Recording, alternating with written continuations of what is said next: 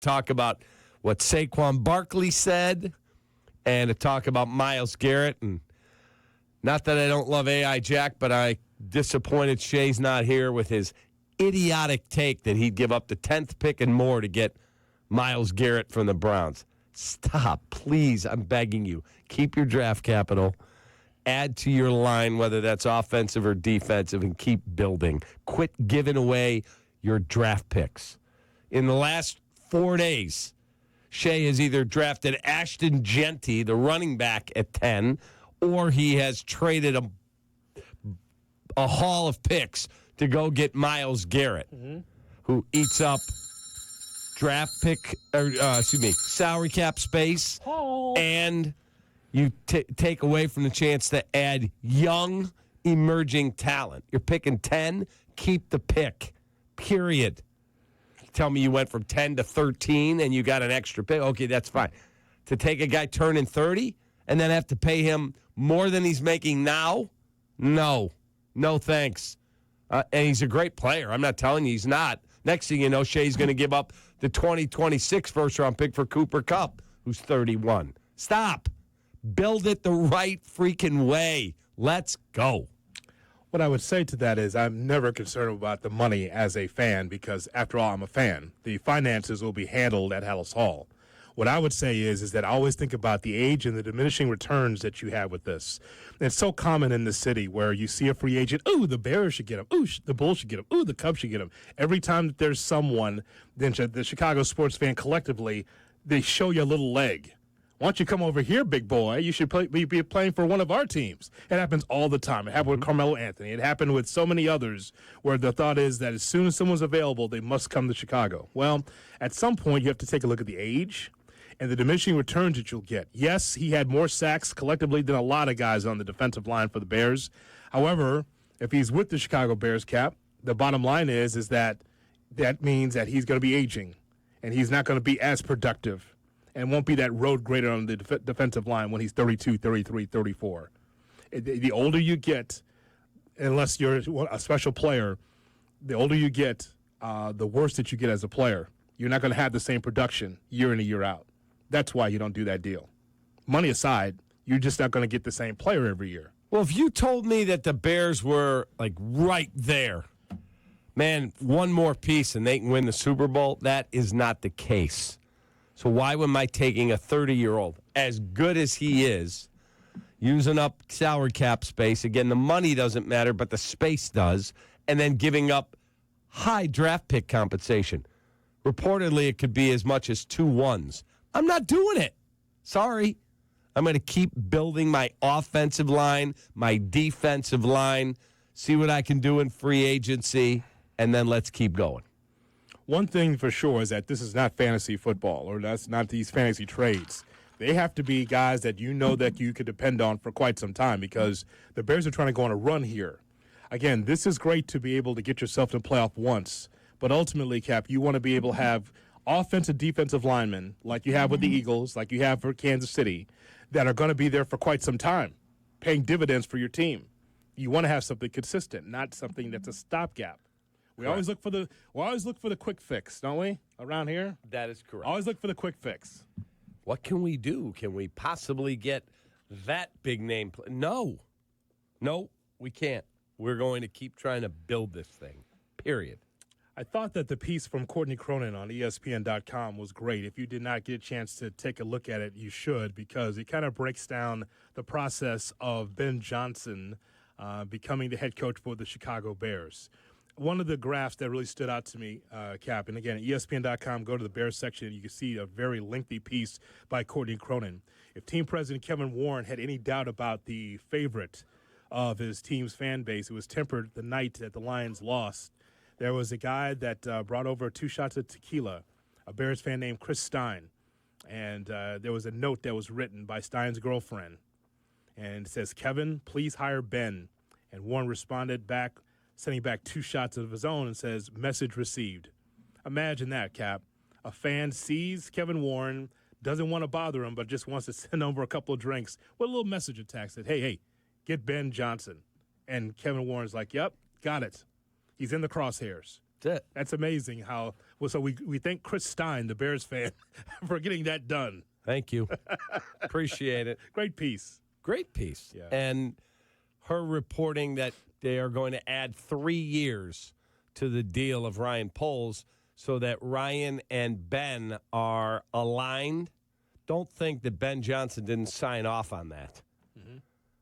So now they are in lockstep. That is his partner in crime and vice versa.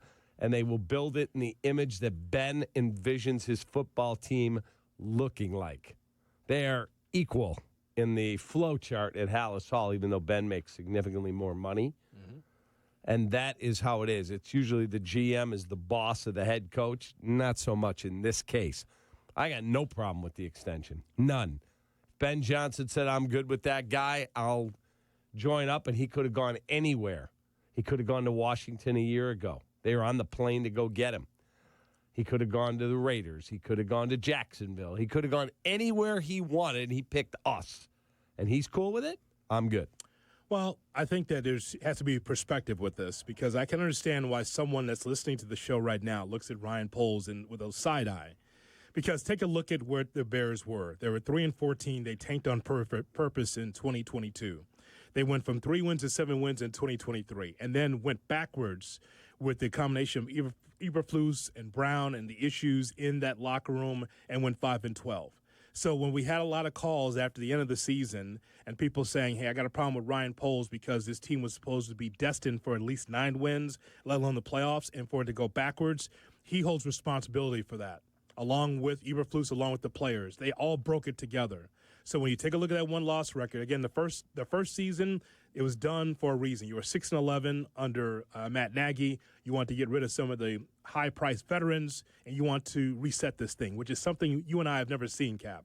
We've never seen a team do this on purpose. We've seen a lot of bad Bears teams, but what the Bears did with Ryan Poles said, yeah, I'm just going to kind of get this thing cleaned up so we can get the number 1 draft pick, and they knocked it down twice.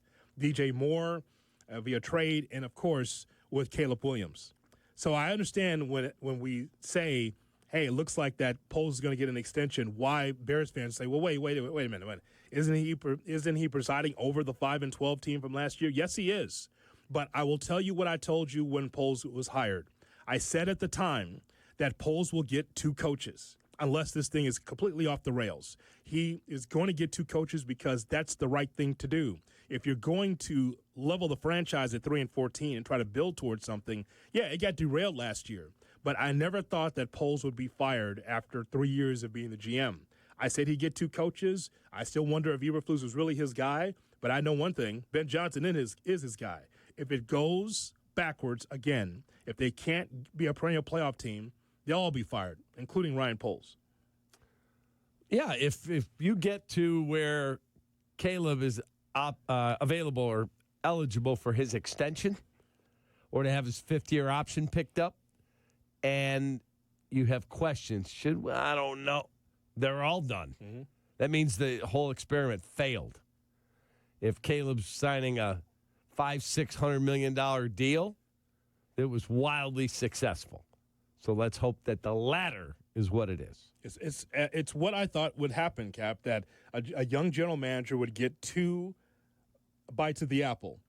And I think that if it doesn't work out with Ben Johnson, then Poles will be out. That's my whole world right now with the Chicago Bears. It's not Caleb Williams right now. It's not Ben Johnson and who he's hiring next for the staff. My whole world is how does Ryan Poles dig out of this hole for Ben Johnson? My perspective, lock in with me for a second. My perspective on Chicago sports has changed with you. Mm-hmm. I don't know if you get that or if you understand that. But what's happened here is that all the years you and I were on the microphone over the years talking about how this manager and this coach can't get it done and this player can't get it done. And by the way, our criticism was right. But the perspective has changed because it's on ownership to support a new coach and a new staff and Correct. New players. It's not just who's the head coach. That's it. We put that money there. Forget the rest of it. Like what we're seeing in the Lake Forest offices of the Bears now. How much is Dennis Allen? A lot. Yeah. Get it done. How much do we have to pay Randall? A lot more. Get it done. How much is that offensive line coach to get? He's not cheap. get it done. Let's go. Great. But now support them. With players. But not just financially. Like, of course you should be paying for top shelf money for top shelf coaches. Of course. We've been looking for this for 30 years, you and I. So they're doing the right thing. Mm-hmm. Now support those coaches. Yep. Like Matt Nagy walks around the Super Bowl like people ask him questions about the Chicago Bears. Well, he got to the playoffs twice, despite not necessarily having the best infrastructure. But he got to the playoffs twice. People forget that. In 4 years, he went to the playoffs. Twice. Lost in the wild card both times. But the point is, though, is that he got you there. Imagine if there was more support for Trubisky or better offensive talent, better defensive talent to be able to be a perennial playoff team. That's where I'm at right now with Chicago sports. You can hire any coach or any coaching staff you want, any player you want, but if you're not supporting them on everything that they need, then that's a failure from up top. It is. So Ben Johnson, if this thing goes wrong, people will start picking apart Ben Johnson's offense and call him a guru and all this stuff. But no matter how much you're paying Ben Johnson, no matter how much you're paying Dennis Allen, are you supporting those guys by giving them the right talent, drafting the right way, getting the right free agents, having a state of mind? Like, as I always tell you all the time about our teams, Cap, who are you? Who's going to be the Chicago Bears? How do we look at the Chicago Bears and say, this is who we are? Are you a running team? Are you a passing team? Are you a defensive team? I need to know who they stand. What do they stand for? That's important. What do you stand for? We're going to find out, won't we? Well, the guy they hired as head coach believes in running the football. Mm-hmm. So they're going to run the football, play action passing, and then take their shots down the field. Dennis Allen, elite play caller as a defensive coordinator. So they have put coaches in place. Okay. Now you got to support them, as you said. Support them with the right players. Look, we're not going to get the Detroit Lions or Kansas City Chiefs or Philadelphia Eagles players in the offseason. We're not going to get that. But you can start ramping up to that. You start putting in some quality players for Ben Johnson to coach. And they hired Eric Bieniemy. Interesting. Is the running back coach, which is probably the least what's the right way to put this? He's probably the least influential coach on the offensive side of the football. Running back coach is not a huge position. Mm-hmm. He just wanted back in. He got fired at UCLA. He got fired by Washington. Yeah. He got let go by Kansas City. Go ahead, take another job. So he's been on a downward trajectory. This gets him back in the game. And he also is very close to Trey Smith, who starts at guard for the Chiefs, who happens to be, in some people's list, the number one available free agent in the offseason. He's going to get paid big. Maybe that paid big will be right here in Chicago. I like Bieniemy being in the room. He's seen a lot. He's been fired and bounced around a little bit, but it's nothing like Ben Johnson saying, okay, I got him, I got Declan, hey, Eric, could you take a look at this? Just a fresh set of eyes. What do you think of this? That's a good thing. Yeah. That kind of experience in the room, like he's not calling plays, but if nothing else, you look around and it's like, yeah, you know what? We did this in Kansas City. Let's try this. Now, I read something yesterday that people in Washington said players hated him. He was just too hard, and the players on the Commanders went out of his mind. Nobody enjoyed playing for that guy. People on the Chiefs said he wasn't the play caller. They did like him there, but he is very, very intense. Yeah. Well, he's not going to be the play caller here. He's not even the OC here. So perhaps he's learned and will fit in and bring what you say, some really interesting real-world experience in the NFL. Yeah, we know who's calling the plays. But with Bieniemy, he's seen a lot. He's been around Andy Reid. I could definitely use that intel.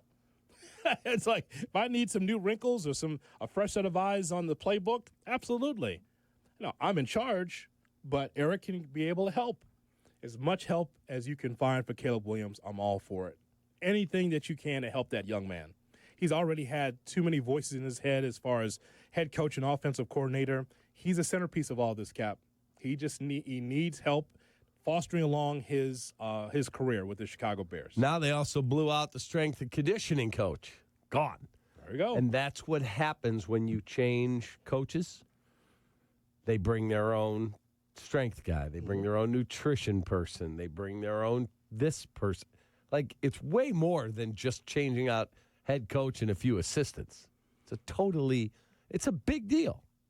Courtney Cronin from ESPN.com and ESPN 1000 reported that Ryan Poles is expected to have an extension with the Chicago Bears. So let's ask this question. AI Jack, let's open the phone lines. 312-332-ESPN, 332-3776 is our phone number. Does Ryan Poles deserve a contract extension? Can he build a winning roster for Ben Johnson? Let's get your thoughts on that, because that's fresh news from Courtney Cronin. We'll find out more about that. Also, still to come, some thoughts about the Super Bowl right around the corner. LIX, Cap, the way you like it with Roman numerals. We'll talk about it. Stupidest thing ever. Super Bowl licks. Can we just please use normal numbers? Kap and J Hood presented by ESPN Bet.